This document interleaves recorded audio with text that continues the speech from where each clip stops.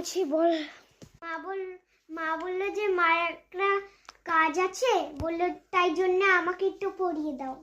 গোপাল, আচ্ছা দে পড়াই, বস। আজকে কি পড়বি? আচ্ছা এই নে।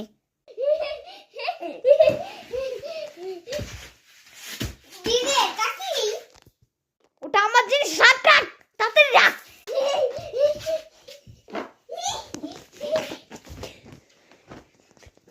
কাজ করার কাপড় ছিল, রং পুরো ধ্বংস করে দিচ্ছে। এই না তোমার কাপড়।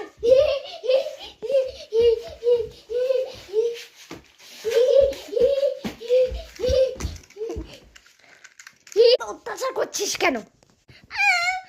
তুমি তো আমাকে মারলা, আমি সব মাকে বলে দেবো গা। অত্যাচারে পড়লাম রে।